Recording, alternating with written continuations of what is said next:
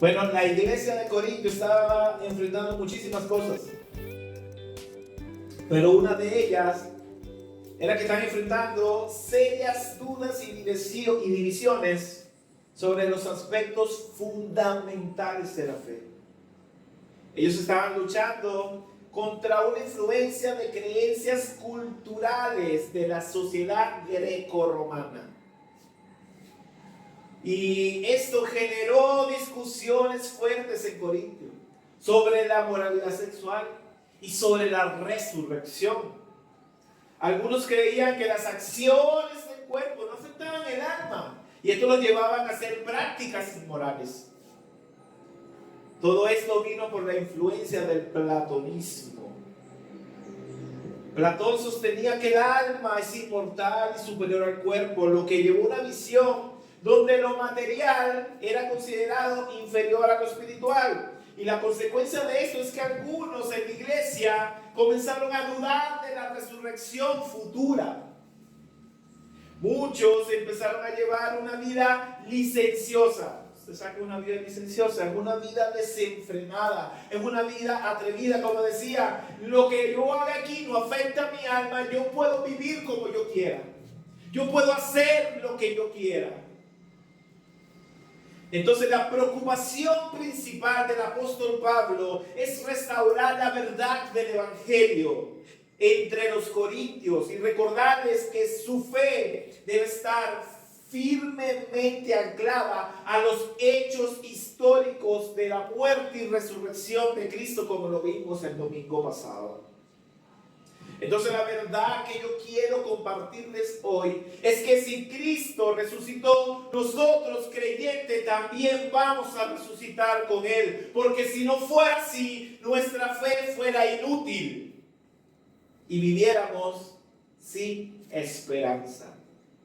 Hermanos, la resurrección es la clave del cambio. La resurrección cambió todas las cosas. Y el mensaje está basado en 1 Corintios, capítulo 15, y vamos a estar viendo desde el versículo 12 al versículo 34. Y la voy a dividir en 3 puntos. 1. La desesperanza sin la resurrección. 2. La esperanza con la resurrección. Y 3. Vamos a ver los argumentos adicionales y exhortaciones del apóstol Pablo. Entonces, mis hermanos, para entrar un poco en el contexto del texto, la enseñanza pasada vimos cómo Pablo daba evidencias de la resurrección de Cristo. ¿Recuerdan? Comenzó él definiendo qué era el Evangelio. Y el Evangelio lo podemos definir en 1, que Cristo murió por nuestros pecados. 2, que fue sepultado, o sea, que murió. Y 3, que resucitó al tercer día. El apóstol Pablo nos decía, todo esto está respaldado por lo que dicen las Escrituras. Y luego nos da una serie de testigos. Primero se le apareció a Cefas, después a 500 seguidores, después a Jacobo, Santiago, que posiblemente era el medio hermano del Señor. Y después Pablo diciendo, bueno, si no me creen todo esto, a mí mismo se me apareció Cristo resucitado. Pablo, en otras palabras, está enseñando aquí que la resurrección de Cristo es real, está evidenciada. El Evangelio es un hecho. La muerte y la resurrección de Cristo son un hecho real y son esenciales para nuestra fe. Entonces ya viendo desde el versículo 12, vemos que Pablo comienza argumentando, señalando lo ilógico de negar la resurrección de Cristo. Lea conmigo, por favor, el versículo 12. Ahora bien, si se predica que Cristo ha resucitado de entre los muertos, ¿cómo dicen algunos entre ustedes que no hay resurrección de los muertos? No, en otras palabras, Pablo diciendo, nosotros predicamos que Cristo se ha levantado de entre los muertos. que Cristo resucitó, que le hemos dado esta buena noticia, se la hemos anunciado, pero como ahora algunos de ustedes dicen que los muertos no resucitan. Entonces vamos a ir al punto número 1 de una vez. La desesperanza sin la resurrección. Y lea conmigo versículo 13 al versículo 19. ¿Está allí?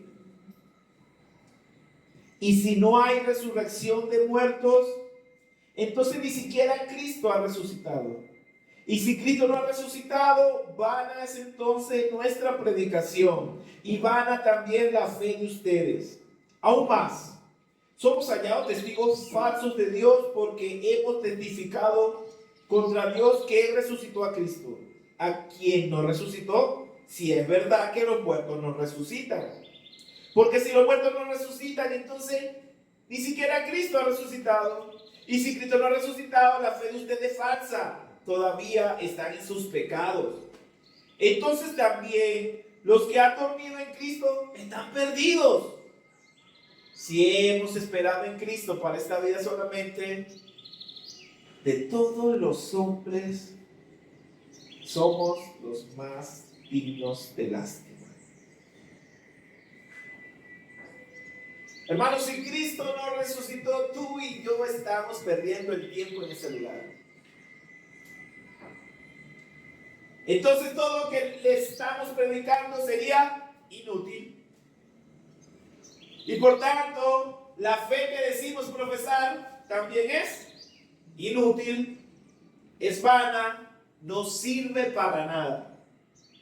¿Por qué? Porque sin la resurrección, si no hay resurrección, no hay justificación. Sin la resurrección yo no tengo esperanza.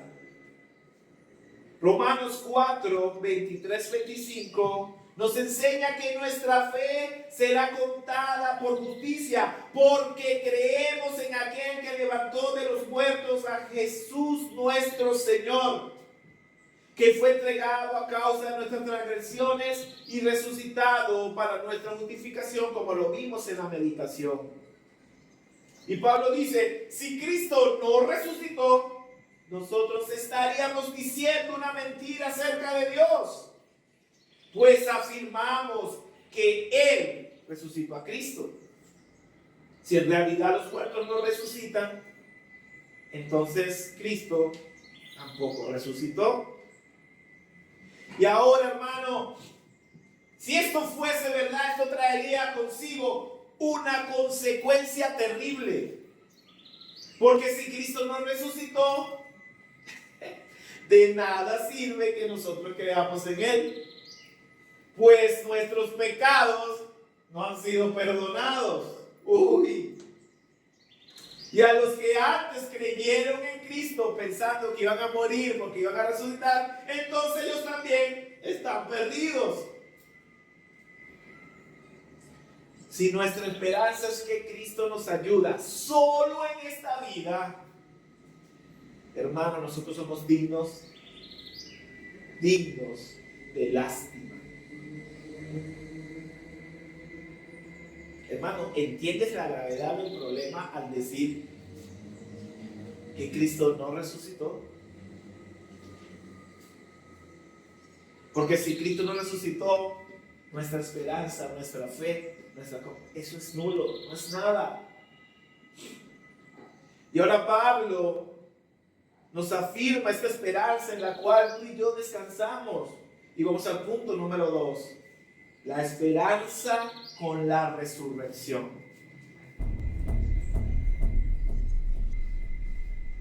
Y déjame preguntarte algo. ¿Realmente tú crees que Cristo resucitó? Porque si Cristo no resucitó, significa que tú tampoco lo harás. Entonces tu fe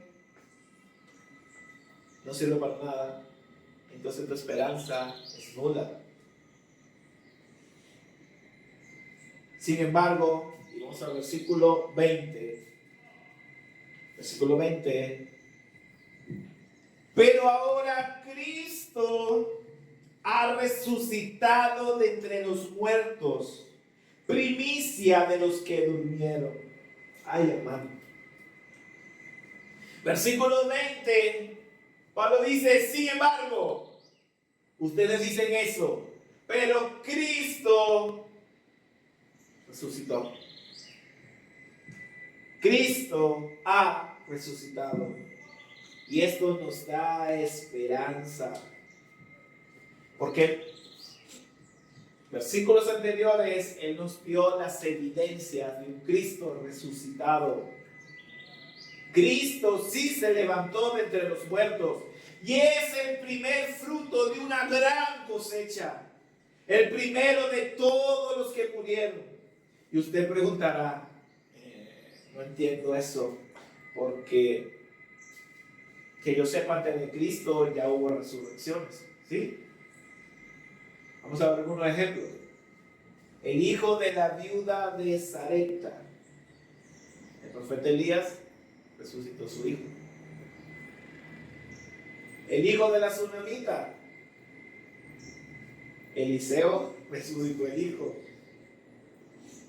El hombre que lo iban a enterrar y vieron que venían los moabitas y lo lanzaron para la tumba, y este cadáver cayó arriba del cuerpo del cadáver de la tumba, pues, de Eliseo, y este hombre resucitó. Qué manera de despertarse, ¿no? ¿Qué pasó?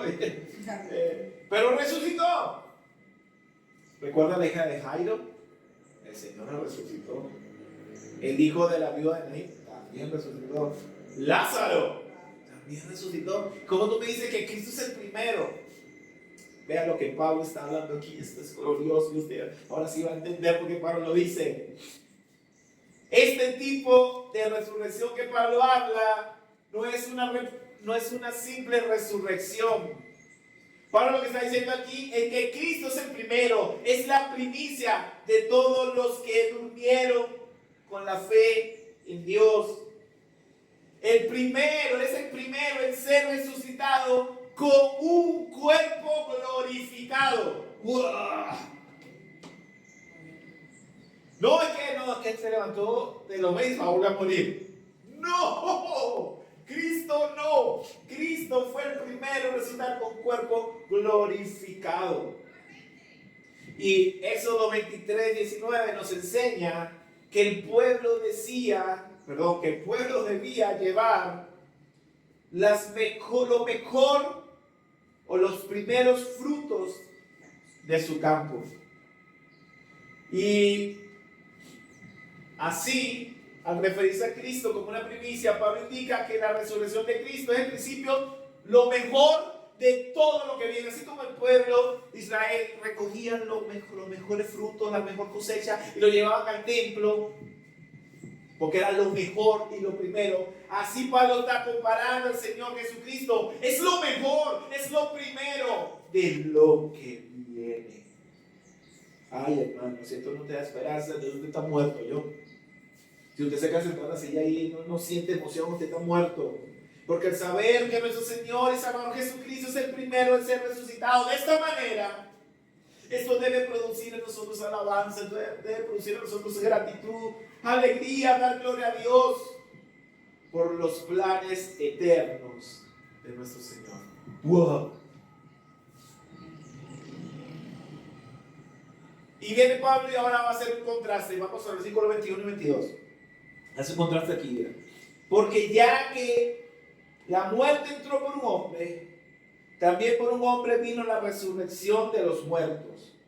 Porque así como en Adán todos mueren, también en Cristo todos serán vivificados. Por medio de un solo hombre, recuerda allá en Edén, cuando comieron el fruto, fueron eso. Ahí entró el pecado al mundo. Y como consecuencia, la muerte se extendió a todos los hombres. Como dice el libro de Romanos, por cuanto todos pecaron, están destituidos. Eso lo sabe de memoria, ¿verdad? Y esto tiene un efecto devastador. Por otro lado, Pablo afirma, ok, si el pecado entró por un hombre, pero también en Cristo todos serán vivificados. Esto significa que la resurrección de Cristo garantiza nuestra futura resurrección para todos aquellos que pertenecemos a Él. Ahora Pablo habla sobre lo que muchos han llamado el orden escatológico, o el orden divino en el plan de salvación. Y vamos a leer el versículo 23.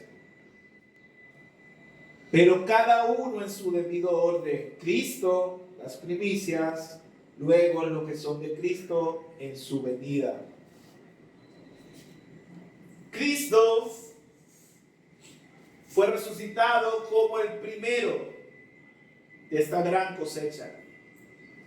Luego, todos los que pertenecen a Cristo serán resucitados cuando Él regrese. Y usted, ¿cómo va a hacer esto? Bueno, déjenme leerle 1 Tesalonicenses, capítulo 4, versículos 16 y 17. Escuchen. Pues el Señor mismo descenderá desde el cielo con voz de mando, con voz de arcángel y con trompeta de Dios. Escuche. Y los muertos en Cristo se levantarán primero. Entonces nosotros, los que estemos vivos y que permanezcamos, seremos arrebatados juntamente con ellos en las nubes al encuentro del Señor en el aire. Y así estaremos con el Señor siempre. Aleluya. Gloria a Dios. Hermano, digan lo que digan. Digan que Cristo no resucitó. Digan que no me importa. Estos textos me dan a mí esperanza. Me dan certeza sobre el futuro eterno que tengo yo al lado de mi Dios. Y luego que pasa esto que nos dice Tesalonicense, viene el fin. Y vamos a leer el versículo 24 al 28. Entonces vendrá el fin, cuando Él entregue el reino al Dios y Padre, después que haya terminado con todo dominio y toda autoridad y poder. Pues Cristo debe reinar hasta que haya puesto a todos sus enemigos debajo de sus pies. Y el último enemigo que será eliminado es la muerte. Porque Dios ha puesto todo en sujeción bajo sus pies. Pero cuando dice que todas las cosas están sujetas a Él, es evidente que se exceptúa aquel que ha sido sometido a Él todas las cosas. Y cuando todo haya sido sometido a Él, entonces también el Hijo mismo se sujetará a aquel que sujetó a Él todas las cosas, para que Dios sea todo en todo. Yo sé que esto parece un trabalengua y déjame explicación. Ese que muchos dirían, ¿qué? No entiendo nada. Cristo resucitó. Veíamos en nuestra escuela bíblica, en Mateo, ¿verdad? El último capítulo, cuando el Señor dice, toda potestad me ha sido dada en el cielo y en la tierra. Toda autoridad me ha sido dada en el cielo y en la tierra. Dios le dio toda autoridad a Cristo. Porque al Cristo morir en la cruz, al Cristo levantarse y resucitar, Cristo venció a todos sus enemigos. Cristo pasó a ser la máxima autoridad en todas las cosas. Entonces, lo primero que derrotó fue la rebelión del ser humano. Nuestras filosofías humanas, nuestras enseñanzas erróneas, todos aquellos que niegan la verdad del Evangelio. En la cruz del Calvario, Él pagó por nuestra rebelión. También vino sobre todo poder terrenal, todo dominio, toda autoridad, toda potencia, tanto poderes espirituales como poderes físicos. Todos sus enemigos están bajo sus pies. El otro que fue derrotado fue Satanás, el acusador, el pecado. El último enemigo que va a ser destruido es la muerte. Dice que él despojó a los principados y a las potestades, triunfando sobre ellos. ¿En dónde? En la cruz del Calvario. Satanás está vencido. El único enemigo que falta por vencer, porque es el último enemigo, es la muerte. Y Cristo se levantó de entre los muertos. Apocalipsis 20:14 dice: la muerte y el Hades fueron arrojados al lago de fuego. Pablo menciona que Dios puso todo bajo el dominio de Cristo, y la palabra todo no incluye a Dios Padre. Entienda bien esto para que no se confunda, por favor. Lo primero que tenemos que entender es que el Padre, el Hijo y el Espíritu Santo son coiguales y coeternos. Nadie es más que nadie. Todos son coiguales. Esto significa que no hay una jerarquía en términos de su naturaleza divina. Cuando usted ve a Dios, Padre, Hijo y Espíritu Santo, el Padre no es más que Cristo, Cristo no es más que el Espíritu Santo no es más que ninguno de los dos. Dios son coiguales. Entonces, la subordinación voluntaria se basa en los roles asignados en el plan redentor. Escúchenme. Ellos se sujetan el uno al otro, ¿verdad? Basado en el rol de cada uno en el plan de salvación, en el plan redentor. El Padre como arquitecto de toda nuestra redención, porque el Padre estableció este plan de salvación antes de la fundación del mundo, como lo dice Efesios 1, porque Dios nos escogió en Cristo antes de la fundación del mundo. Ahora, el Padre delegó al Hijo la ejecución del plan. El Hijo como mediador, como sacrificio expiatorio. Usted se sabe de memoria Juan 3:16, ¿verdad? Porque de tal manera amó Dios al mundo que dio a su Hijo unigénito para que todo aquel que cree en Él no se pierda, mas tenga vida eterna. El Hijo ejecutó el plan. Ahora, el Espíritu Santo es el que aplica la salvación. ¿Qué? Somos sellados por el Espíritu Santo. Somos regenerados por el Espíritu Santo. Pastor, no entiendo. El Padre diseña, envía al Hijo, el Hijo cumple la obra redentora, el Espíritu Santo aplica los beneficios de la redención en nosotros. ¿Sí lo entiende? Es importante destacar que cualquier subordinación observada entre las personas de la Trinidad no implica inferioridad. En el plan redentor vemos al Hijo diciendo: yo hago la voluntad del Padre. No significa que el Hijo era menor que el Padre. Esto no significa que sea inferior. Esto es lo que nos enseña, y esto es bello, hermanos, si usted lo entiende. Esto nos enseña la comunión perfecta que hay dentro de la Trinidad.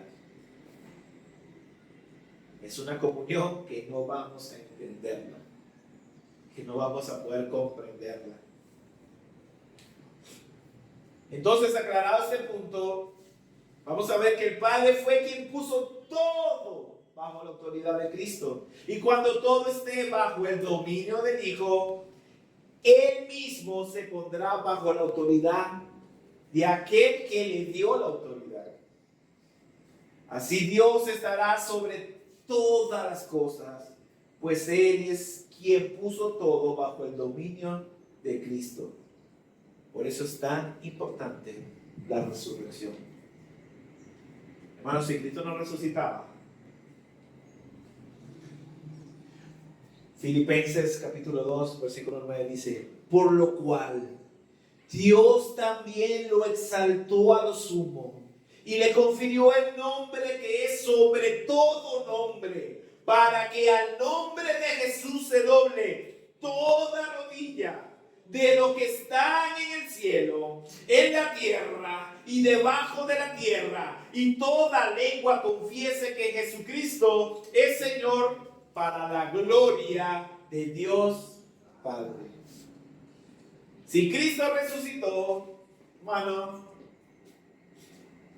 si Cristo se le fue a autoridad, si Cristo venció ya todo, nosotros vamos a resucitar con Él. Tenga la certeza. Y Pablo continúa dando algunos argumentos para reforzar lo que está hablando, y vamos al punto número 3. Los argumentos adicionales y exhortaciones del apóstol Pablo. De no ser así, ¿qué harán los que se bautizan por los muertos? Si de ninguna manera los muertos resucitan, ¿por qué entonces se bautizan por ellos? Yo sé que usted va a decir: bautizo por los muertos. ¿De dónde sacó Pablo esto? ¿Qué es esto? Bueno, entonces conocen como el bautismo vicario. Me da risa para ustedes. Las personas se bautizan en el nombre de otra. Mi abuelita no se bautizó nunca. Yo me bauticé en nombre de ella para que ella sea salva. Y ojo, entiéndame, Pablo no está probando esto, sino que apela a una práctica conocida por los corintios. En los tiempos de los corintios, mucha gente se bautizaba en el nombre de un familiar. Entonces está diciendo, bueno, esos que se bautizan por los muertos, si Cristo no resucitó, hasta ellos están haciendo de sus manos. Él no está diciendo, yo apruebo que se haga eso. No. Algunos se bautizan en lugar de alguien que ya haya muerto y piensan que así lo salvarán. El bautismo para nosotros es un símbolo externo de una realidad interna. La fe en Cristo, que es lo que está quemando aquí adentro, y yo me identifico con su muerte y su resurrección, y en obediencia voy y me bautizo. Ahora, usted sabe, nos ha escuchado hablar en algunas ocasiones de los mormones, ¿verdad? Desde 1840 ellos practican el bautismo vicario, ¿sabía? Los mormones practican el bautismo vicario. Y esto contradice todo lo que nos enseña el Evangelio, porque estas personas quieren sustituir la fe personal de alguien por una obra o por un ritual. Y esto no es correcto. Y también, porque estamos en peligro a toda hora. Les aseguro, hermanos, por la satisfacción que siento por ustedes en Cristo Jesús nuestro Señor, que cada día estoy en peligro de muerte. Y si por motivos humanos luché contra fieras en Éfeso, ¿de qué me aprovechan si los muertos no resucitan? Entonces, comamos, bebamos, que mañana moriremos. No se dejen engañar. Las malas compañías corrompen las buenas costumbres. Sean sobrios como conviene y dejen de pecar, porque algunos no tienen conocimiento de Dios. Para vergüenza de ustedes lo digo. Hermanos, si Cristo no resucitó, entonces ¿para qué correr peligro de muerte por Él? Sin resurrección, entonces podemos vivir en algo que se llama hedonismo. ¿Sabe qué es hedonismo? Bueno, es una doctrina filosófica que considera que el placer de nuestro cuerpo, las cosas materiales, son el fin último de la vida. O sea, vivimos para satisfacer las necesidades de nuestro cuerpo. Entonces, si no hay resurrección, Pablo dice, bueno, entonces comamos, bebamos y nos morimos y ya. Vamos a satisfacer nuestro cuerpo y ya. Hermano, la negación de la resurrección corrompe tu conducta, porque entonces eres una persona que no tiene esperanza futura, no tienes esperanza en la vida, porque entonces no hay perdón de pecados, entonces queda vivir como queramos y morir. Esto era la influencia grecorromana que estaba influyendo a la iglesia de Corintios, corrompiendo la conducta de los creyentes. Porque ellos decían, los muertos no resucitan. Y yo decía, si los muertos no resucitan, entonces es mentira, Cristo no resucitó. Entonces, yo voy a vivir mi vida loca. Y empezaban a tener y a vivir con actos inmorales. Pero Pablo cita un proverbio. Escúchenme. Las malas compañías corrompen las buenas costumbres. ¿Con quién anda? Con el romano, esos se pasan orando allá, y el griego que me dijo, hermano, las malas compañías corrompen las buenas costumbres. Ese es un proverbio muy conocido en Corintios. Y permítanme compartirles Romanos 6:4. Pues hemos muerto y fuimos sepultados con Cristo mediante el bautismo. Y tal como Cristo fue levantado de entre los muertos por el poder glorioso del Padre, ahora nosotros podemos vivir una vida nueva, una vida esperanzada, que cuando dejemos este mundo, nosotros vamos a resucitar con Cristo.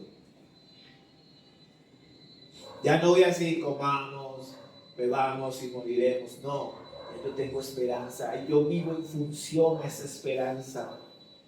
La resurrección no es solo, mi hermano, un evento futuro que usted pueda ver lejos, sino algo que nos impulsa a llevar una vida santa, una vida dedicada a nuestro Dios. El versículo 34. Sean sobrios como conviene y dejen de pecar. Piensen bien, hermanos, en lo que es correcto. Apártate del pecado, apártate de las cosas que te hacen daño, apártate de las cosas que te apartan del Señor. Pues para su vergüenza le digo que algunos de ustedes no conocen a Dios en la ciudad. Imagínense que yo me pongo aquí y yo les digo a ustedes, para vergüenza de ustedes, los que están aquí, ustedes no conocen a Dios. ¿Cómo se van a hacer ustedes? Esto es lo que está haciendo Pablo. Miren, hay muchos que vienen aquí a la iglesia y sí, comparten y están, pero allá afuera se dejan corromper y se dejan robar el mensaje del evangelio y quieren vivir sus vidas bajo sus placeres, bajo sus deseos, bajo su yo. Y después vienen aquí a la iglesia otra vez. Déjenme decirles que esas personas no conocen a Dios en absoluto. Eso es lo que está diciendo Pablo aquí. Y creo que debería cuestionarnos a todos. Porque si yo no puedo conocer a Dios aquí, en mi intelecto, en mi parte académica, si Dios es esto. Yo necesito que la palabra de Dios venga a mi corazón. Yo necesito transformar mi vida. Yo necesito cambiar mi vida. Solo no puedo, pero sí con la ayuda del Santo Consolador, del Espíritu Santo. Espíritu Santo, ayúdame. Estoy luchando con este pecado. Tengo esta dificultad. Señor, no puedo dejar de hacer esto. Él te va a ayudar.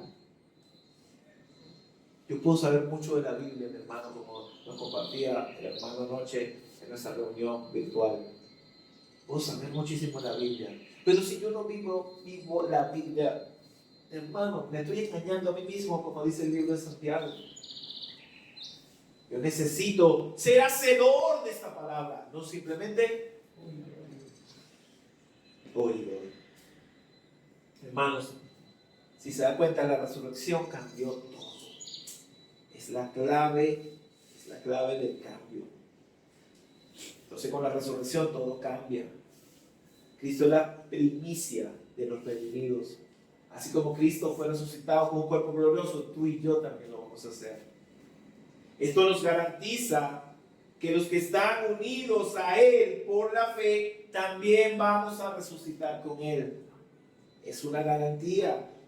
Porque la victoria de Cristo sobre la muerte es el sello, hermano, de nuestra justificación, de nuestra santificación, de nuestra glorificación. No hay salvación sin resurrección. Y esta es la buena noticia, que Cristo Jesús resucitó. Cristo Jesús resucitó. Y la resurrección nos asegura la justificación, como lo vimos, que Él fue entregado a muerte por causa de nuestros pecados y resucitó para hacernos justos ante los ojos de Dios. La resurrección nos asegura la vida eterna. Jesús dijo: yo soy la resurrección y la vida. El que cree en mí vivirá aún después de haber muerto. La resurrección de Cristo nos asegura la transformación gloriosa. Él tomará nuestro débil cuerpo mortal y lo transformará en un cuerpo glorioso igual al de Él. Lo hará valiéndose del mismo poder con el que pondrá todas las cosas bajo su dominio. Cristo. Cristo.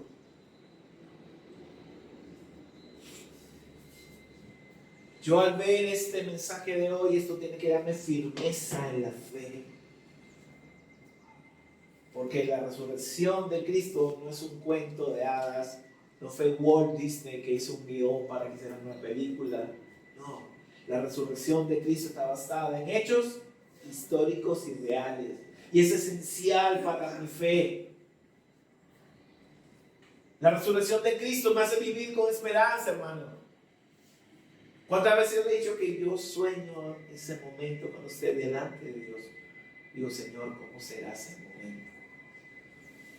Cuando yo esté delante de ti. Delante de ti con todos los santos. Con los ángeles adorándote. ¡Wow! Eso me da esperanza. Porque mi futuro está garantizado y seguro en Cristo.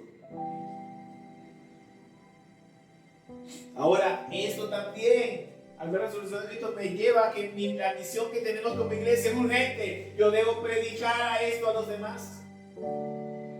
Es necesario que yo proclame el Evangelio, que proclame que Cristo venció a la muerte, se ha levantado de entre los muertos. Eso es necesario. Cuando yo veo la resurrección de Cristo, eso me hace confiar mucho más aún en Él. Porque la resurrección de Él me garantiza mi vida